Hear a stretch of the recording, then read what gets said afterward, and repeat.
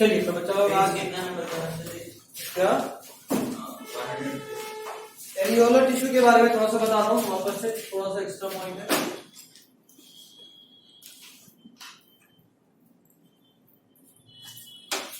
एक घंटा एकदम लगातार रगड़ के पढ़ना, ठीक।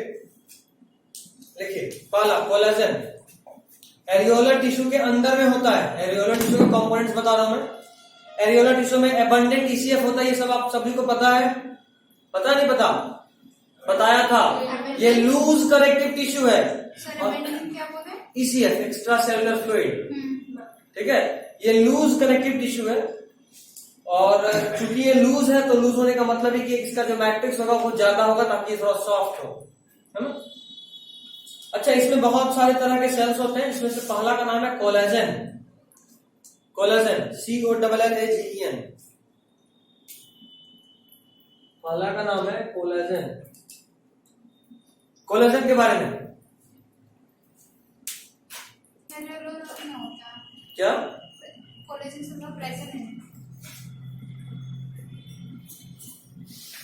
पहला point, less resistant to chemical change.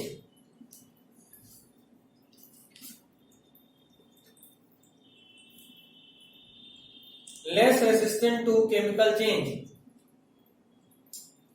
मतलब ये कि अगर आप देखिएगा मम्मीज को, सबके घर वाली मम्मी नहीं, मम्मी इजिप्ट वाला, हाँ इजिप्ट वाली नहीं, इजिप्ट वाला भी हो सकता है, मेल फीमेल कुछ भी हो सकता है मम्मी वाला। तो ये जो मम्मी है, इन मम्मीज में क्या करते थे कि डेड बॉडीज पे थोड़ा सा केमिकल लगा के उसको रैप कर देते थे बैंडेज से और प्रिजर्व कर लेते थे।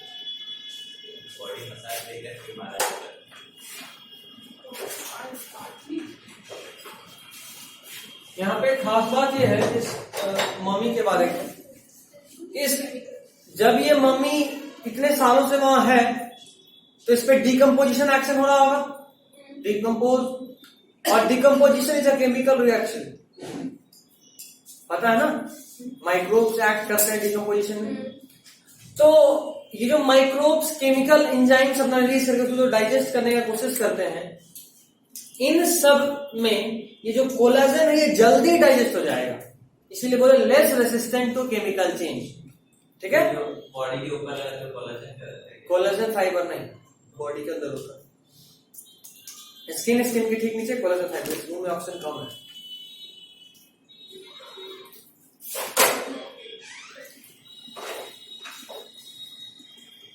जब लगातार जमा आया समझ लो ऑक्सीजन बॉडी में कम हो रहा है, पता है ये चीज या नहीं कि जब आपको जमाई आता है वो ऑक्सीजन की कमी से आता है।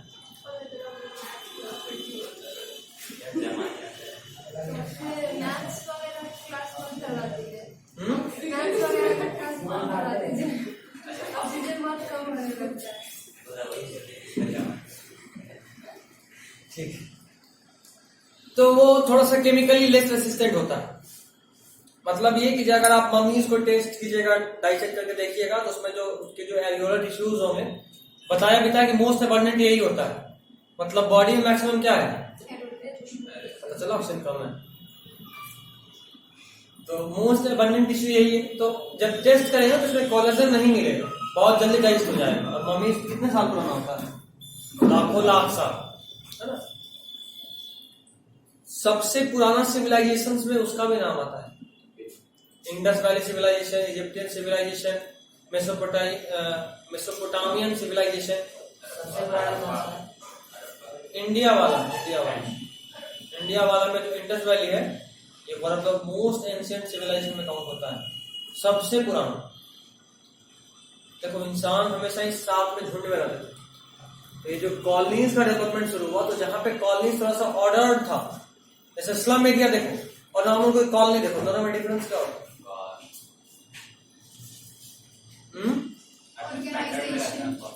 ऑर्गेनाइजेशन, बिल्कुल।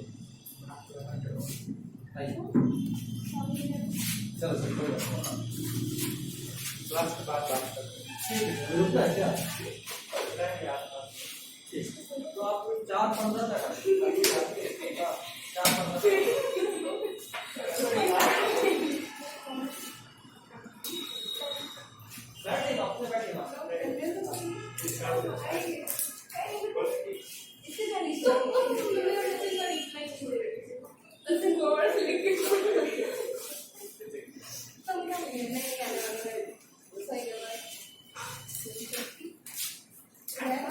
उधर बैठिए, बैठिए।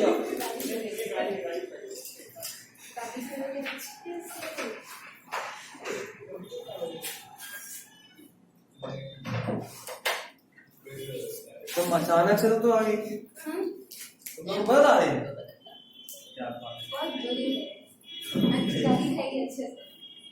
बाद में समझ में।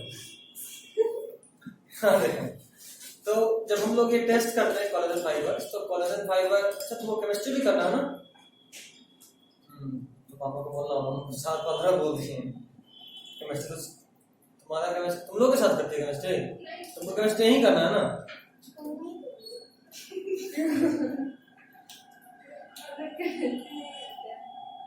केमिस्ट्री कहीं और ज्वाइन की हुई। अच्छा कोई नहीं, बाद में बात करते हैं इस बारे में, ठीक? हाँ लोग रहेंगे, ऐसा नहीं है, नहीं रहेंगे, लोग रहेंगे। अच्छा केवी बेरी रोड की एक और लड़की आई थी, आकांक्षा, शायद तुम जानते हो, आकांक्षा नाम सर 6 सेक्शन है हम सब। वाह 6 सेक्शन। तब तो कोई चांस नहीं बनता। हमको याद है डीएवी में मेरे 11 सेक्शन था 10th में, 11 सेक्शन, हर सेक्शन में 60 बच्चा। हमको अपने क्लास के 60 का नाम नहीं आता, जबकि हम मॉनिटर थे। बगल वाले में कौन क्या कहाँ से पता रहेगा। हाँ हर क्लास जो टॉपर होता था उन लोगों को जानते थे, क्योंकि हमारा आपस में इंटरेक्शन होता था। उसका क्या हुआ? वो भी मतलब यहाँ आई थी, आगे चली गई। एक ही दिन अभी आई है। लास्ट तक तो बारिश ही हो रहा था। Second shift, first shift, 4 second shift किया। तो मैं तुम्हारी जगह पे बैठी।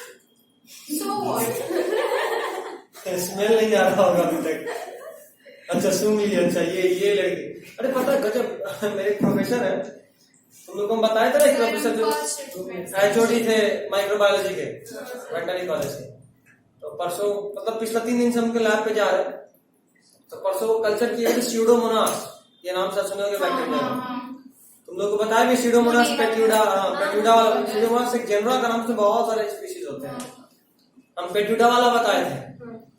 तो वो उनके पास कल्चर था, लैब है, तो वहां टेस्ट के लिए आता था, कभी ब्लड, कभी यूरिन, कभी वाटर, कभी कुछ। तो टेस्ट करके कल्चर किए हुए थे। तो हम सोचे कि अच्छा ये रहा स्यूडोमोनास। हम बोले कि सर इस पे अभी कुछ एंटीबायोटिक्स सब डाल के देखेंगे कि कौन सा एंटीबायोटिक्स के लिए रेसिस्टेंट है। अब जिसके लिए रेसिस्टेंट रहा तो डॉक्टर को लिख के देंगे कि ये जो स्पीशीज है ये इस दवा के लिए रेसिस्टेंट है, तो इसको कोई ऐसा एंटीबायोटिक दीजिए जो इस पे रेसिस्टेंट ना हो, तभी बीमारी ठीक होगा। जैसे मान लो मेरे अंदर कोई इन्फेक्शन है जो कि पेनिसिलिन रेसिस्टेंट है, तो हम कितना भी पेनिसिलिन खा लें, कितना भी पेनिसिलिन खा लें, है नहीं, माइकोप्लाज्मा होता है। हाँ सॉरी, माइक्रोप्लाज्मा पे गलत पढ़ के बैठे हैं। हाँ तो अब हम कितना भी पेनिसिलिन खाते रहे, उस बैक्टीरिया पे कोई फर्क पड़ेगा? नहीं पड़ेगा। तो हम सोचे कि अच्छा ये रहा बैक्टीरिया। आप सोचे थे हम कि अब कुछ और केमिकल डालेंगे, कॉलोनी का कलर चेंज होगा तो पता चल जाएगा कौन बैक्टीरिया है। सर क्या की स्लाइड हम लोग बैक्टीरिया जब टेस्ट करते तो ऐसा एक डिश होता है, उसके ऊपर एक कवरिंग होता है। हम एक पिक जो डाले होंगे देखे हो, वैसे कवर हटा ऐसे सूंघ है, तो ये पक्का स्यूडोमोनास है। बोले हटा दिया सर, सूंघ के कौन बताता है कौन बैक्टीरिया है। मतलब हाँ ये होता है एक्सपीरियंस, 80 साल का एक्सपीरियंस, सूंघ के बता देंगे कौन बैक्टीरिया है। बोले ये जो महक है ना ये स्यूडोमोनास का है। उम्र ऑलमोस्ट 80 से देखी होगा, 85-86 के होंगे वो, हो चुके रिटायर, जस्ट फैकल्टी।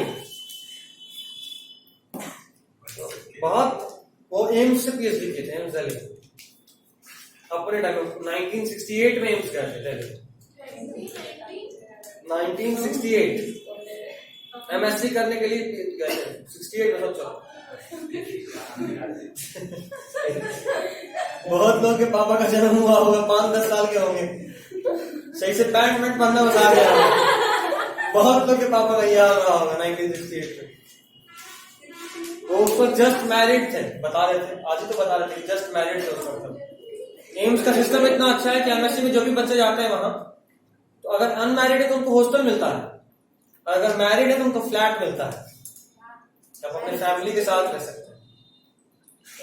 एम्स का अलग ही सिस्टम। हाँ वहां पढ़ाई के लिए हम लोग को मीडिया ऐसे बनाना होता है। कहाँ पहुंचे, फ्यूचर में यही होना है। अच्छा, इसके लिए सोच रही है। पहले अपना देख ले, सर उसका आपके कोई भरोसा प्लान नहीं। बता के नहीं बताना चाहिए। ये हमेशा सोचते रहते लोग के साथ देख रहे हैं। अच्छा ठीक।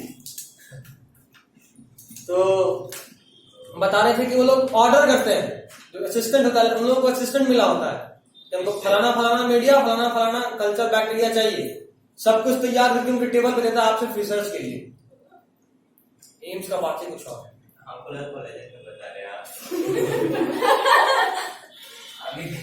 कोलेजन, चलो कोलेजन भी बता देते हैं। ये सुन लिए, अगला पॉइंट लिखिए मैक्रोफेज, यहां से मजा आएगा। मैक्रोफेज ये भी उसी का टाइप, मतलब उसी का पार्ट है एल्यूलर का। मैक्रोफेज ये जो सर बोले केमिकल चेंजेस सर, क्या होता है? चेंजेस वगैरह मतलब होता है, मतलब केमिकल चेंज के लिए रेसिस्टेंट नहीं है, तो केमिकल चेंज और आराम से होगा, समझे? भावनाओं को समझना। केमिकल चेंज के लिए रेसिस्टेंट नहीं है, तो केमिकल चेंज और आराम से होगा। हाँ। अगला इज मैक्रोफेज, PHG होगा। बहुत इंपॉर्टेंट है, बहुत इंपॉर्टेंट है मैक्रोफेज। लिखिए इसके बारे में, ऑल्सो कॉल्ड डस्ट सेल और ब्लैक सेल और हिस्टोसाइट और plasmatocyte. Dust cell, black cell, histocyte, उसी का नाम है ऑल्सो कॉल्ड हिस्टोसाइट्स और एक और नाम क्या था? हाँ, प्लाज्मेटोसाइट्स।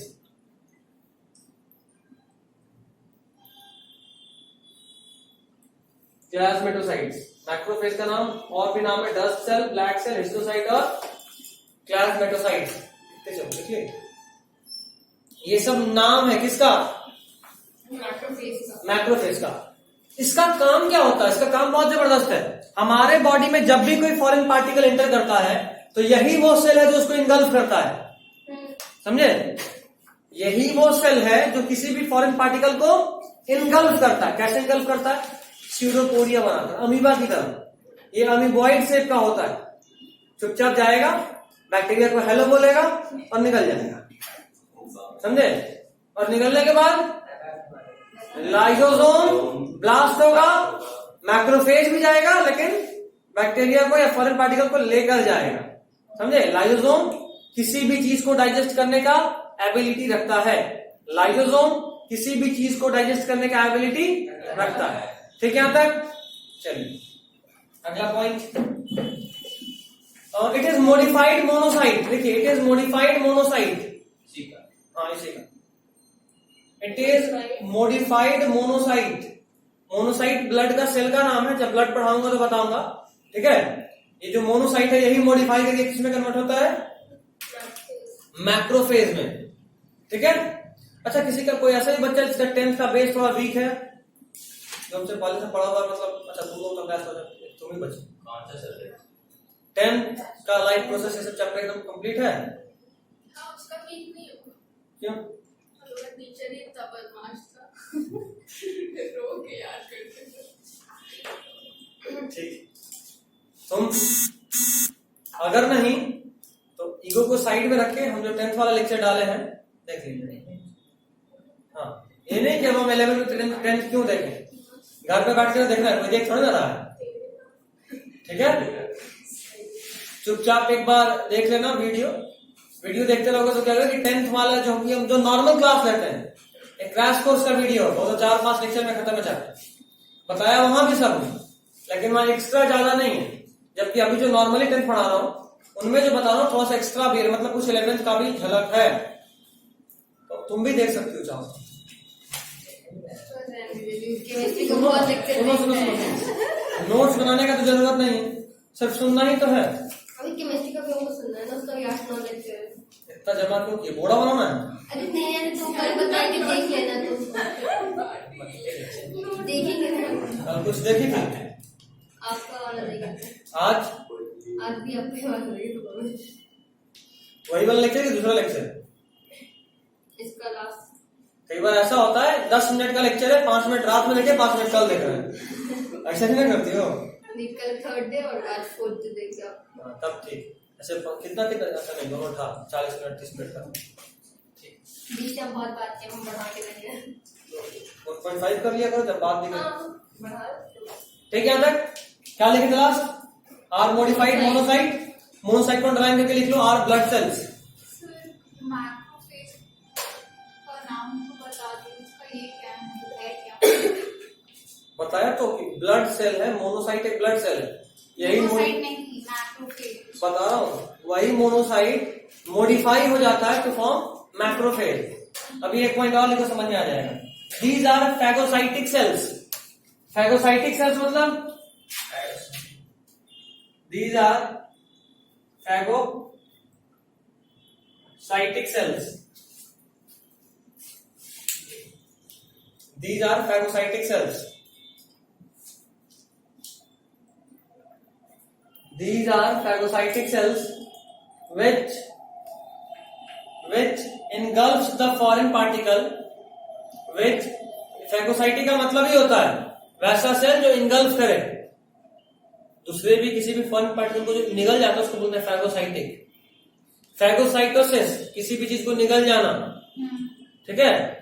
सेल ईटिंग को बोलते हैं फैगोसाइटोसिस, और सेल ड्रिंकिंग को क्या बोले थे? सेल में जो दो लोग थे, सेल ड्रिंकिंग को क्या बोलते थे? No option. ओके, केबीसी नहीं खिला रहे।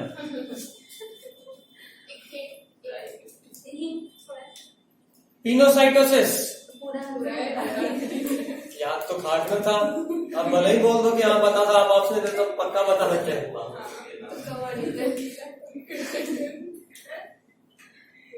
देखे ना इस बार भी कितना पास हुआ 12th में?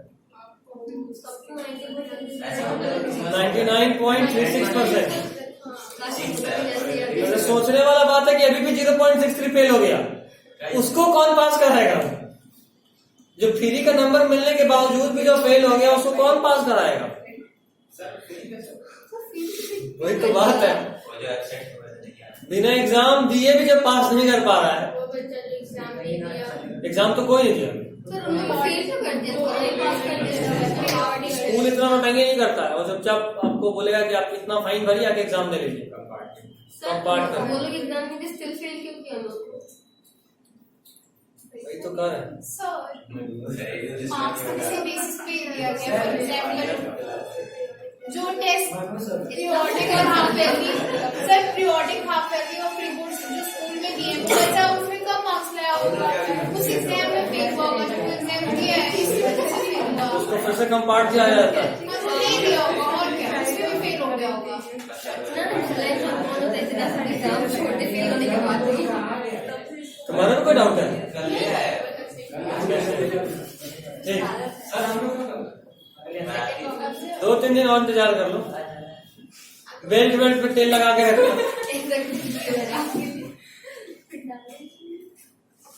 नंबर अच्छा है या खराब है, गाली तो सुनना ही। 90% आएगा तो भी गाली सुनोगे, 60% आएगा तो भी गाली सुनोगे।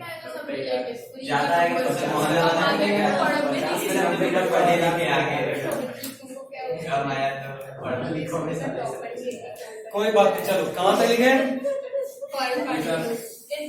Gulf foreign particle. एक पॉइंट और लिखिए, ये 12th का पॉइंट है, मैं तभी लिखवा रहा हूँ। Plays role in defence, plays role in defence, plays role in defence, bracket में sir second line of defence. अब सेकेंड लाइन फर्स्ट लाइन क्या होता है जान लो। सेकेंड लाइन ऑफ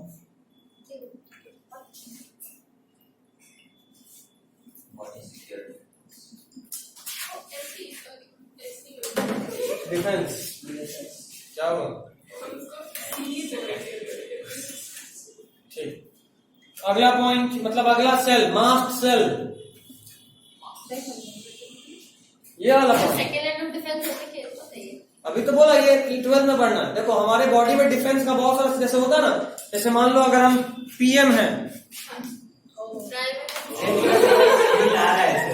थोड़ा सा देखो, तो मेरे सिक्योरिटी में क्या होगा? सबसे पहले एसपीजी मेरे चारों तरफ होगा, स्पेशल सिक्योरिटी फोर्स, उसके जस्ट बाहर कमांडो, उसके जस्ट बाहर मेरा अधिकारी सब, उसके जस्ट बाहर लोकल पुलिस।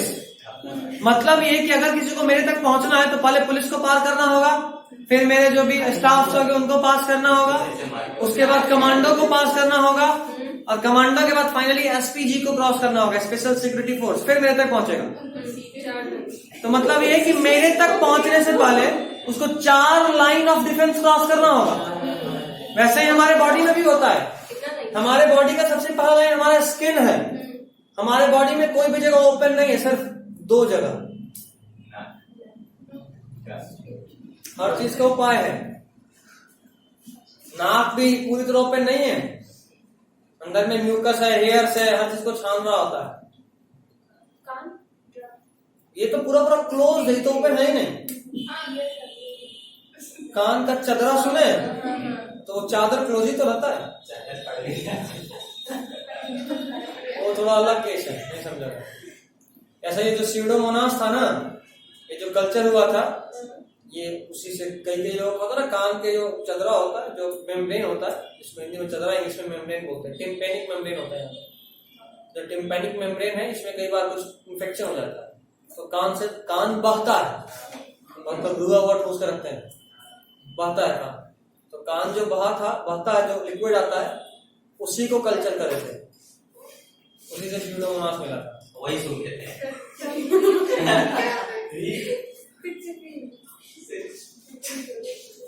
मेडिकल लाइन में बहुत कुछ देखना पड़ता है।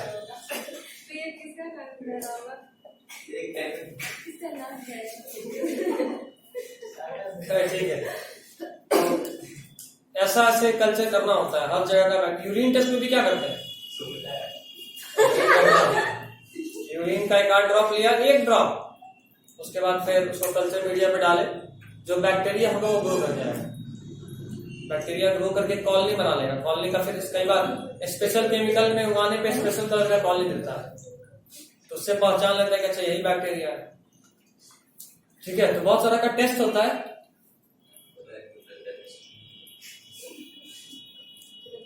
जैसे तुम लोगों को पता होगा पंजेंट स्मेल देखना पड़े हो, किसका होता है पंजेंट स्मेल? सना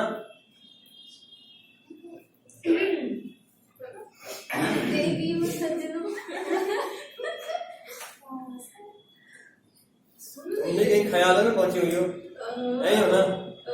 हाँ, पंजेंट तो अलग लड़की है।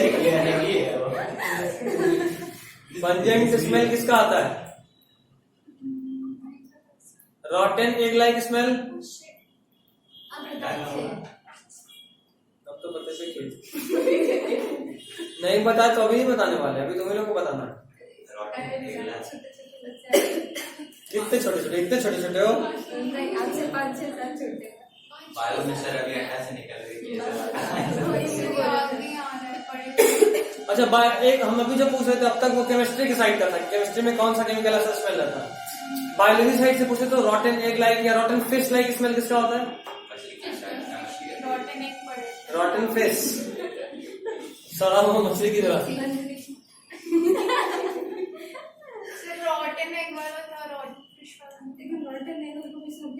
फ्राइड एग तुम लोग पढ़े हो? फ्राइड एग लाइक अपीयरेंस, ये माइकोप्लाज्मा का कॉलोनी का होता है। ये एलिमेंट है। हाँ, रॉटन फिश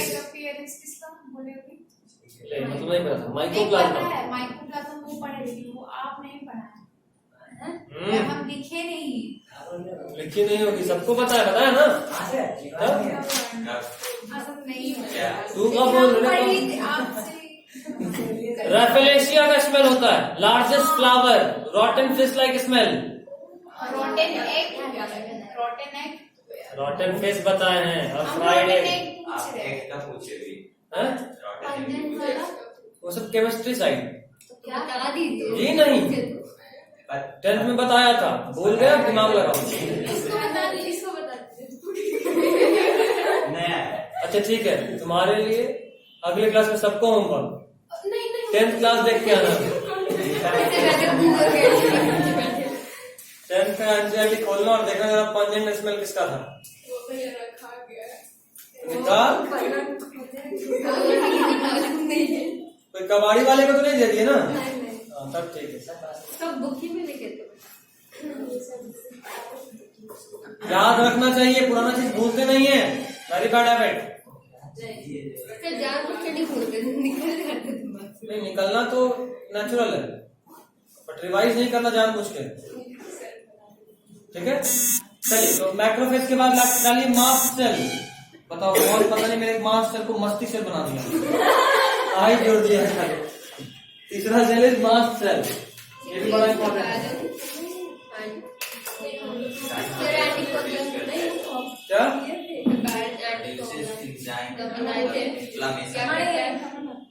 पहले, हाँ क्या बताए, ये क्या था, मुझे भूल गए। एंटी कोएगुलेंट क्या होता है ये भूल गए, हाँ। अभी बताते हैं। मास्ट सेल लिखिए इसके बारे में, modified form of basophil. Modified form of basophil, basophil भी ब्लड सेल का नाम है। जैसे मोनोसाइट बता ब्लड सेल था, उसी तरह बेसोफिल।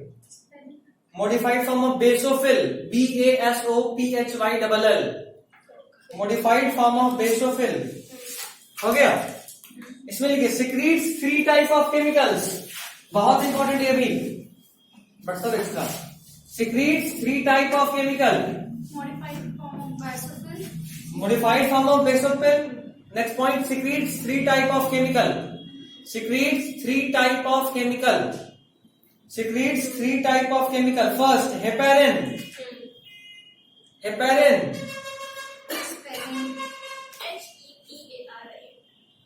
बता दी। Heparin acts as anticoagulant.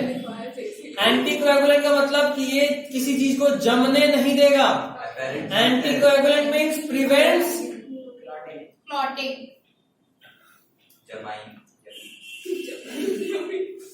जवाई बोल दे।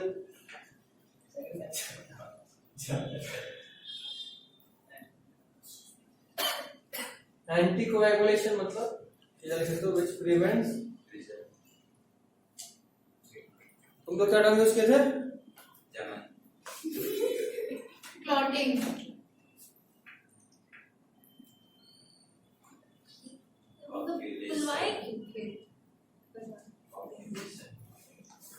कोएगुलेशन या clotting, coagulation and clotting is same thing. जैसे खून का जमना इज कोएगुलेशन। अंडा जब कच्चा होता है, हाँ, अंडा जब कच्चा होता है तो वो लिक्विड होता है, बॉयल कर देने के बाद उसमें कोएगुलेशन हो जाता है, मतलब वो जम जाता है, ठीक है। Next is histamine. 3 chemical release कर रहा था ना, पहला हेपेरिन, दूसरा हिस्टामिन। हिस्टामिन लिख दें, लिख ले बाबू, लिख ले, तो भी क्या याद रखेगा मेरा एहसान। स्पेलिंग लिख के दिए थे। हिस्टामिन लिखो, एक्ट्स एज वैसोडाइलेटर।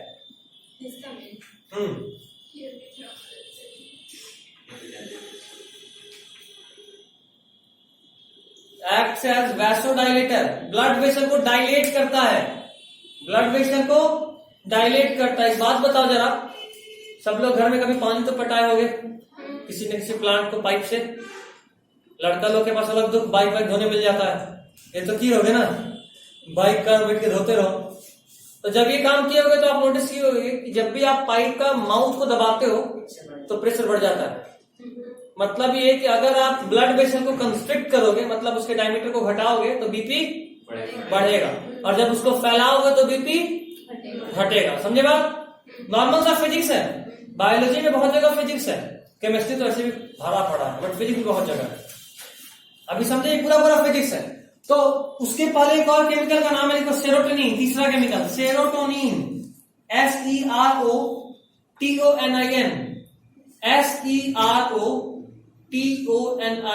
सेरोटोनिन लिखिए। Acts as vasoconstrictor, acts as vasoconstrictor, acts as vasoconstrictor। जरा एक बात बताना, वैसोकंस्ट्रिक्टर मतलब ब्लड वेसल को कंस्ट्रिक्ट करेगा, डायमीटर को घटाएगा। मतलब जब आप गुस्से में होते हो तो आपके बॉडी में जो मास्ट सेल है, मास्ट सेल से हार्मोन मतलब केमिकल निकलता है सेरोटोनिन।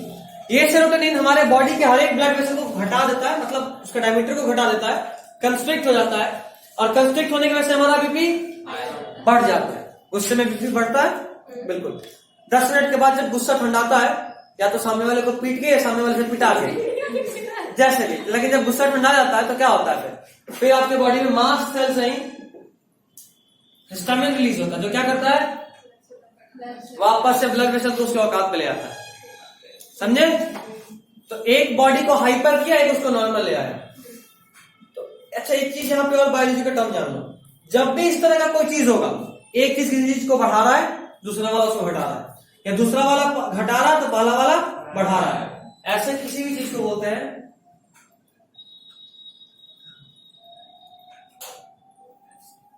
एंटागोनिस्टिक इफेक्ट बोल दो। एंटागोनिस्टिक इफेक्ट मीन्स होता है ऑपोजिट इफेक्ट।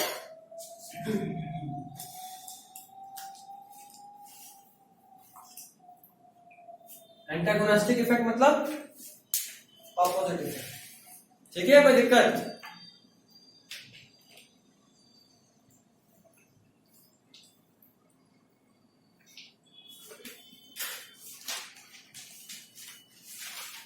हो गया? चौथा सेल लिखो, प्लाज्मा सेल और कार्टवील सेल। प्लाज्मा स्पेलिंग बताऊं? हाँ, ये हो गया मास्ट सेल के बाद, मतलब चौथा नंबर। प्लाज्मा सेल और कार्टवील सेल। प्लाज्मा सेल और cartwheel cell. Cartwheel cell, CART, cart, WHEELV और सेल, CELL। ठीक है, कार्टवील सेल। देखिए इसके बारे में, plays defensive role, plays defensive role by forming antibody, plays defensive role by forming antibody, plays defensive role by forming antibody. हो गया? Next heading डालिए, other function of areolar tissue.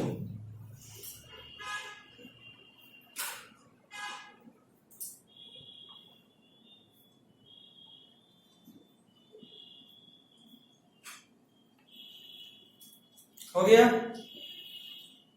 देखिए first point, connect skin to muscle. Connect skin to muscle, connect skin to muscle.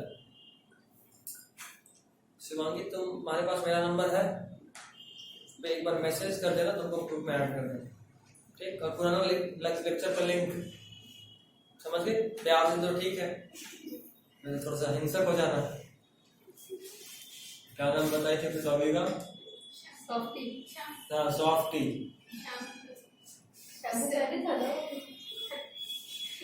इसको लेके चल जाएंगे, तुम खुद बात कर लेंगे इससे, दोनों 2-3 मिनट तक आपस में बात कर लेंगे, तो बस फाइनली ये तुमको सार्लिंग भेज देंगे।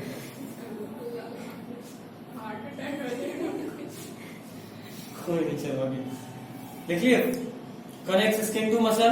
Next point, also responsible for framing and packing of visceral organs.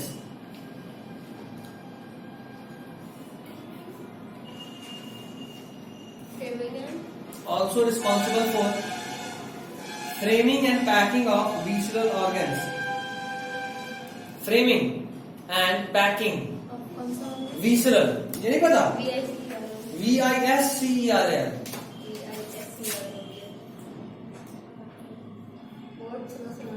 ये भी याद रखना। देखो बहुत सारे तुमको आज नए नए टर्म मिल रहा है, ये सब टर्म तुम लोगों को वापस मेडिकल में मिलेगा। MBBS या मेडिकल लाइन से जुड़े हुए कोई भी काम करोगे बायोलॉजी वाला, चाहे नॉर्मल ग्रेजुएशन भी क्यों ना करो, सब ये नाम मिलेगा। विसरल ऑर्गन वैसे ऑर्गन को बोलते हैं जो बॉडी के अंदर हो और उसमें हड्डी ना हो, मतलब आपका स्टमक कैसा ऑर्गन है? Visceral organ. ऐसे ही माना तो स्टमक, ठीक? कोई इसमें हड्डी वड्डी भी डालता है? नहीं ना? हाँ, कर सकते हो, ठीक है? चलिए अगला हेडिंग, एडिपोज टिश्यू। ये छोटा सा है। विसरल ऑर्गन मतलब बता दिए, लिख लो कहीं। इसको कौन पीटने वाला है, हम या कोई और? विसरल ऑर्गन लिखिए, the organs present inside the body. Visceral organ लिख लीजिए, विसरल का मतलब organs present inside the body, organs present inside the body and which do not have bone, and which do not have bone. चलो तुमको notes बनाना सीख गए, सिर्फ तेरे पास ये कलर है, बाकी सबको देख ले। क्या कलर ये तो रफ कॉपी है। अच्छा रफ कॉपी है, ठीक। सबसे फालतू टाइम तेरे ही पास है। एडमिशन हो गया तुम्हारा 11th में? नहीं इतना सोच के बता, किसी का हुआ 11th में एडमिशन? नहीं कब होगा? अच्छा कोई बात नहीं, कब आएगी दुनिया देखेंगे? बहुत जल्दी, सब्र करो। हाँ तो कहाँ थे? एडिपोज टिश्यू लिखे पहला point, appears beneath the skin, appears beneath, beneath मतलब नीचे, अपीयर्स बीनीथ द स्किन। हो गया। Next point, primary deposit of fat, primary deposit of fat, primary deposit of fat. आपके बॉडी में जरा सा भी फैट होगा तो सबसे पहले कहां डिपोजिट होगा? एडिपोज टिश्यू में, ठीक है। अच्छा, अगर एडिपोज टिश्यू फुल हो गया फिर भी आप फैट लिए ही जा रहे हो, तब क्या होगा? तब किडनी में, स्टमक में ये सब में जाके जमा हो जाएगा। सुने फैटी लीवर हो जाता है, तो this is the case of fatty liver. हद से अधिक आप फैट लीजिएगा तो पहले स्किन फुल हो गया, स्किन के बाद पतले दुबले लोग को भी होता है क्या? फैटी ना, बिल्कुल हो सकता है। अगर आपके फोन है, कोई फोन है? नहीं ना। कई बार ऐसा भी होता है कि आपके एडिपोज का औकात ही बहुत कम है, तो आप थोड़ा मोड़ा खाए फैट, उतना डिपोजिट हो गया, अब उसके बाद चल जाता लीवर के पास, मुंह उठा के सीधा लीवर के पास चले, फैटी लीवर करने को। दूसरी से प्रॉब्लम क्या होता है? फैटी लीवर अगर ज्यादा समय के लिए होगा तो लीवर सड़ने लगेगा, लीवर साइरोसिस का केस हो जाएगा, फिर उसको काट के निकालना पड़ेगा। हेपेटाइटिस बी कॉज हो सकता है। इसको क्या हो रहा है? हमको देख रही है। अच्छा, हमको लगा ये अपने में फील कर रही है। हम अलग टेंशन में आ रहे हैं। फील कर रहे हैं। अच्छा है फैटी लीवर? पता नहीं सर, बोले तो थे उस टाइम, डॉक्टर बोले थे। उसके बाद बाहर की चीज खाना छोड़े? बाहर का 2 साल से खा ही नहीं पा रहे उसकी वजह से। गुड गुड गुड, बहुत सही। फैटी लीवर अब ठीक होगा, बट एक आध बार और टेस्ट कराना। पता नहीं वो डॉक्टर जमाल जो भी थे वहाँ जो रहते हैं होम्योपैथिक वाले, वैसे 1 लाख के सर ऐसे हाथ में डाल देते हैं, पता चल जाता है उनको। नहीं ये तो एक्सपीरियंस होता है, वो भी प्रोफेसर हैं थे, मतलब आप ये जहाँ पहले रहते थे वहाँ पर भी डॉक्टर बोले थे। नहीं ये जो डॉक्टर है, डॉक्टर जमाल जिसकी बात कर रहे हो, वो भी प्रोफेसर है होम्योपैथिक कॉलेज से, बहुत सीनियर डॉक्टर है, और उनके पास भीड़ लगता है, बाप रे बाप। जाते हो? हम लोग तो जाते सर, अभी दोपहर में ना, जब हम छोटे थे, जब हम वहाँ जाते थे, अक्सर छोटा बच्चा लोगों को हेमोपैथिक मेडिसिन दिया जाता है, साइड इफेक्ट ना हो। तो हम जब जाते थे तो शाम के 6 बजे गए तो रात के 9 साढ़े 9 बजे लौटे। इतना भीड़, एक इतना बड़ा भी मुश्किल से रूम होगा, कम से कम तो 50-60 आदमी रूम में घुस के जबरदस्ती घुसे हुए जाते हैं। लेकिन ये मतलब खड़े रहते हैं, जब बैठते हैं उनको पैसा मिल रहा होता है, पैसा में बहुत स्टिमुलेटिंग पावर होता है, खड़ा रख लेता है। क्या बोलते हैं, क्या चीज के सब्जी खाते हैं, अलग ही देश है। चलो एडिपोज टिश्यू, सर फाइब्रोब्लास्ट की पढ़ाई सर उसमें सबसे पहले क्या लिखे थे? सर पूरा नहीं, मतलब एक्स्ट्रा उसमें कुछ नहीं है। सबसे पहले क्या लिखे थे? आज के क्लास में, आज के क्लास में एरोलर टिश्यू, उसमें कोलेजन सेल, कोलेजन सेल्स, उसके बाद लिखा है कोलेजन फाइबर। हम सिर्फ कोलेजन बोले थे ना, एक्चुअली कोलेजन फाइबर है, नहीं पता तुम लोगों को? हम लोग सेल नहीं मानते थे, बट फाइबर मतलब लिख लो, कोलेजन इज द फाइबर। अरे सबसे पहला मैक्रोफेज के पहले लिखे थे, ये वाला टिश्यू वो फाइबर नहीं है ना लगे इस तरफ आ ना फिर थोड़ा बीमार है बंद कर देंगे तो गर्म हो जाएगा प्रॉब्लम आप बस ये दिक्कत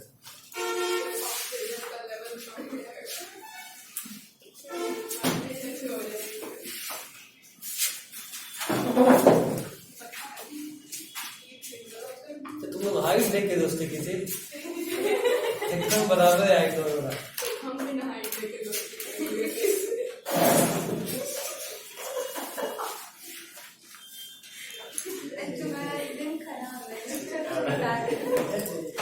ठीक चल तू कर तू ठीक तुम भी हाइट देख के दोस्ती किए थे हमारा दोस्त तो आया नहीं झगड़ा हाइट देखी किए थे या नहीं बताओ पिटा के गए आए कि पीट के आए इससे झगड़ा किए थे वही तो पूछ रहे पिटा के आए या पीट के आए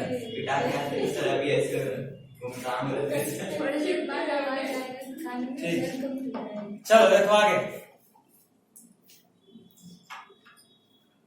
प्राइमरी डिपॉजिट ऑफ फैट लिख लिए थे अगला point acts as thermo insulator in warm blooded animal acts as thermo insulator मतलब हीट प्रोड्यूस कर हम नहीं इंसुलेटर हमारे बॉडी के अंदर जो हीट प्रोड्यूस हो रहा है उसको एनवायरमेंट में लॉस होने नहीं देता हीट रेजिस्टेंस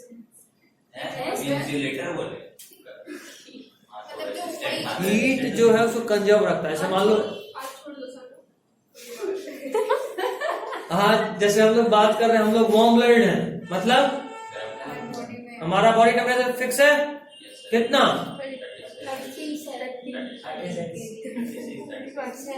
37 डिग्री सेल्सियस या 36 बोलो और अच्छा रहेगा फ़ारेनहाइट में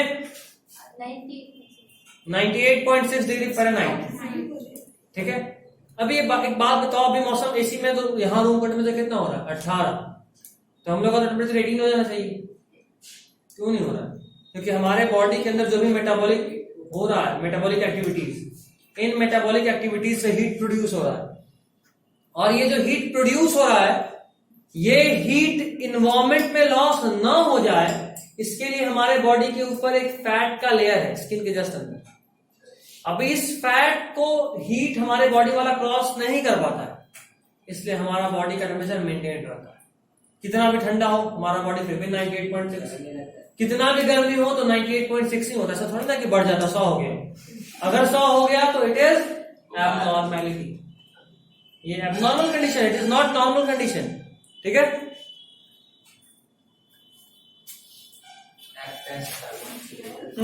इन warm blooded animal warm blooded animal का एक और नाम है होम्योथर्मिक हाँ लिख ले सब काम ही आएगा होम्योथर्मिक या इंडोथर्मिक या स्टेनोथर्मिक बोलिए ना होम्योथर्मिक इंडोथर्मिक इतना स्लो क्यों लिख रही है इंडो की बात होम्योथर्मिक इंडोथर्मिक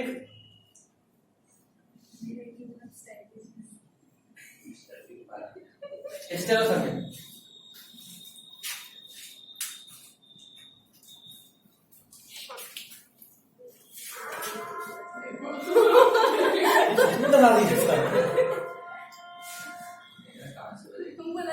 अजान है नहीं अभी नहीं होगा इसका बजाते हैं सर भाई तो अजान नहीं था अजान ऐसा थोड़ा ना होता है आधे घंटे पौधे वैसे भी अच्छा वैसे भी आधे घंटे के बाद है शायद किसका भूकंप आया टेररिस्ट अटैक हो गया आग लग गया क्या हुआ आके साइलेंट किस बात है हम तो एक्चुअली कल जाके छत पे खोज रहे थे कि मान लो कभी भूकंप आया तो भागेंगे मस्त आइडिया दिमाग में आया हाँ छत से खोदेंगे बगल वाले के छत पे ओनली एक्शन में भी होगा सर आपका घर नीचे गिर रहा होगा आप कूदते हुए दूसरे के साथ में जाएगा नहीं हम बहुत अच्छे से नोटिस किए एकदम दीवार से अटैच, बीच में इतना का भी गैप नहीं, यस सर, बहुत ज्यादा। ठीक है। और ऊंचाई में कितना का डिफरेंस, यहाँ से जमीन इतना आराम से फान सकते हैं। हाँ, काम करते कि बच्चा लोग बोलेंगे सीढ़ी जब आप अपने छत पे से कूद।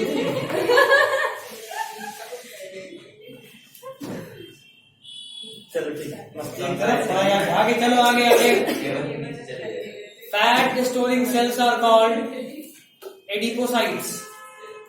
Fat storing cells are called adipocytes.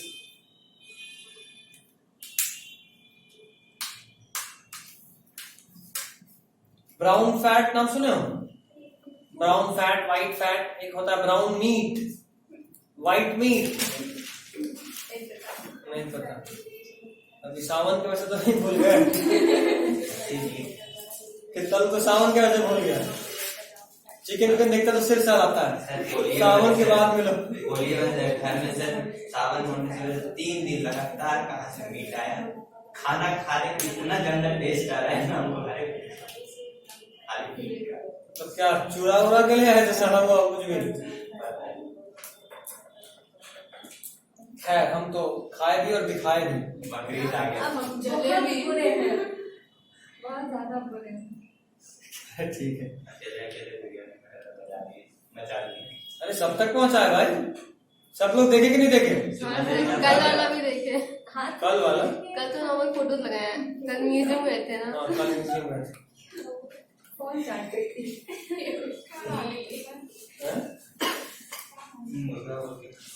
अरे म्यूजियम गए थे, वहाँ जानवर थोड़ा ना खाएंगे पुराना मुझे क्या डाले थे? अच्छा कल म्यूजियम का पिक्च। अरे एक दोस्त से बोले भाई फोटो भेज दे, वो 120 फोटो भेज दिया। मेरा पूरा फोन होना चालू। हम भी करने लगे फोटो में, अरे 200-300 पिक भेज दी। अब हम नेट बंद करके सो गए। और हम घर पे होते तो भेजते तो समझ में आता है, उसको पता है कोचिंग में है, अभी यहाँ पे वाईफाई नहीं है, अभी फोन का नेट ऑन होगा, फिर भी 120 फोटो यहाँ देख के तो मेरा आत्मा रो रहा था। इंसान में इतना सबर कैसे होता है 200 पिक खिंचाने का? अरे वो पूरा वही खींच दिया म्यूजियम में, कुछ नहीं छोड़ा। ये रहा पहला दीवार, दोस्तों दूसरा दीवार, तीसरा दीवार और ये रहे खुद सर। हम फोटो खींचने वाले में थे, हर थोपड़े में, हर चेहरे में सर मेरा थोड़ा होना चाहिए। हाँ, सेंटर।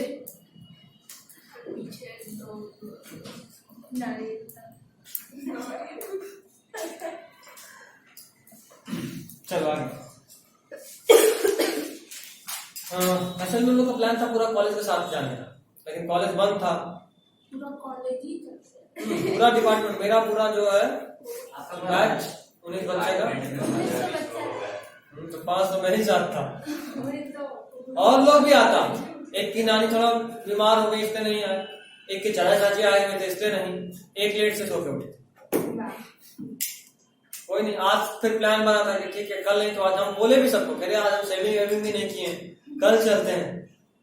तो ना अब चल, तो ठीक है चल तो चल। अच्छा जब भी म्यूजियम जाना अपना आईडी कार्ड अपने साथ रखना। तो गया हुआ म्यूजियम कि नहीं? स्टूडेंट के तौर पे स्कूल का 50% डिस्काउंट, मतलब नॉर्मल टिकट का दाम 100 रुपया है, अगर आपके पास स्टूडेंट का आईडी कार्ड होगा तो 50। हम तो हमेशा आईडी कार्ड रखते हैं अपने साथ। मतलब स्कूल का दिखा रहे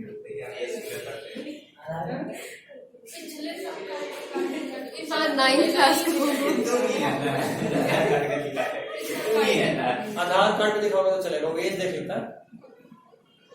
पैसा नहीं और आईडी कार्ड पे स्कूलिंग में।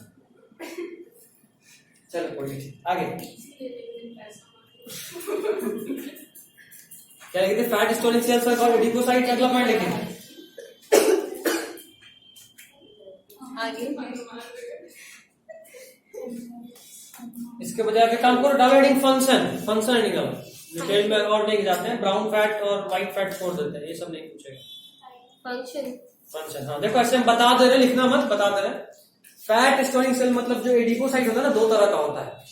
एक तो ऐसा सेल होता है, एक सेल जिसमें एक बहुत बड़ा फैट का मॉलिक्यूल, ये फंक्शन पूरे एडिपोस का है। हाँ सुनो इधर, एक सेल, उसमें एक पूरा बड़ा सा फैट का मॉलिक्यूल और एक थोड़ा सा न्यूक्लियस, उसको बोलेंगे मोनोलॉक्यूलर, क्योंकि इसमें सिर्फ एक फैट मॉलिक्यूल है। एक और होता है जिसमें बहुत सारे फैट मॉलिक्यूल छोटे छोटे होते हैं, इसको बोलते हैं मल्टीलोक्यूलर।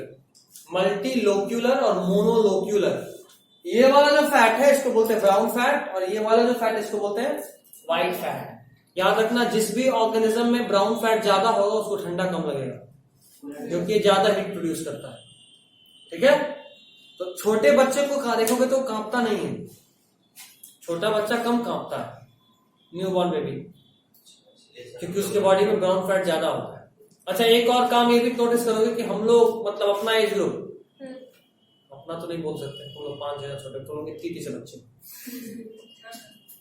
तो तुम लोग या तुम्हारा या मेरा इस मामले में ऑलमोस्ट सेम ही एज ग्रुप, हम लोगों को ठंडा थोड़ा कम लगता है मुकाबले हमारे पेरेंट्स या हमारे दादा दादी के, क्योंकि उनके बॉडी में ब्राउन फैट और कम हो जाता है। ठीक, चलिए फंक्शन में लिखिए। छोटे बच्चे को कोई ठंडी जगह पे रख दो, उसकी मम्मी तुमको खा जाएगी।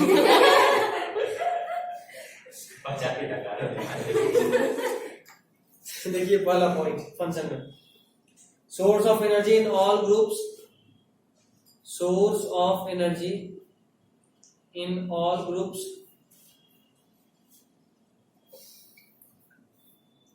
Source of energy in all groups. अगला point, protects from external shock, protects from external shock.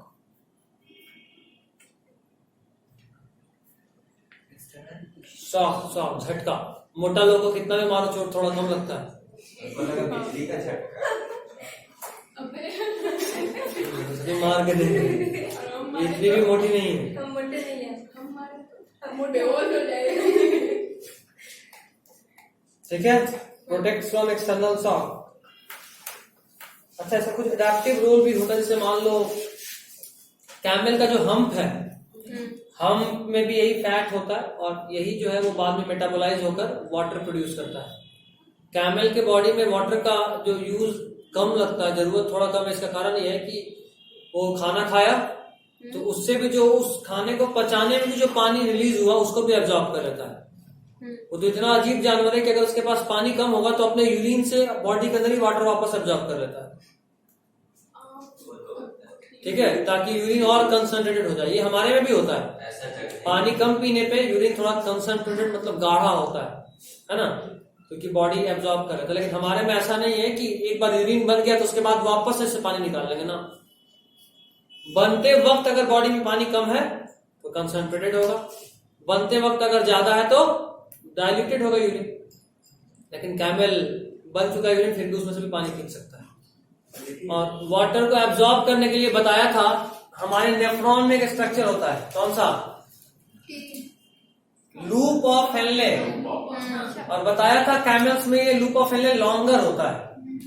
Loop of Henle helps in absorption of water, तो जिसमें लंबा हुआ वो ज्यादा वाटर एब्जॉर्ब कर सकता है। चलिए, उसके अलावा वेल में होता है ब्लबर, जो कि उसको बायोएनर्जी प्रोवाइड करता है। फिर लीच में भी होता है, लीच जोंक, उनमें बॉटराइडल टिश्यू होता है, फैट स्टोरेज टिश्यू। ये सब एक्स्ट्रा था, छोड़ दो। अगला आइडिया बनेगा डेंस कनेक्टिव टिश्यू। सर कल पढ़ाइएगा, 4:30 हो गया है। ऐसे भी आधा घंटे का ब्रेक है। सर कल क्लास रहेगा? कल सोच रहे क्लास लगाएं, लेकिन कल का क्लास सोच रहे ऑनलाइन, क्योंकि बारिश वाला लक्षण लग रहा है पिछले 2 दिन से। आज का भी क्लास रहता, अब नहीं बारिश आएगा, अब बारिश आएगा, तो अब संडे ऑनलाइन लगा लेते, क्या दिक्कत है? 3 दिन तो सर ऑनलाइन तो देखने की सोच ही नहीं करेंगे क्लास। ऑनलाइन आप रिकॉर्डिंग कर दीजिएगा ना। कल जो हुआ ना, तो कल तो नहीं पढ़ाए थे इसलिए रिकॉर्डिंग नहीं था, बट अब अगर मतलब में कोई भी आप एब्सेंट हो गए रिकॉर्डिंग नहीं मिलना है, इसीलिए हम नहीं बताए थे कि थोड़ा दिन मेंटल टॉर्चर झेलो। पढ़ाई वाला तो आपको लास्ट में बताना चाहिए था। तो क्लास के एंड में, सेशन के एंड में, क्लास के बीच में। ठीक है, डाले डेंस कनेक्टिव टिश्यू हेडिंग। हो गया सर, हम कल पढ़ेंगे। ठीक, नहीं पढ़ना नहीं, 1 2 3 ज्यादा नहीं।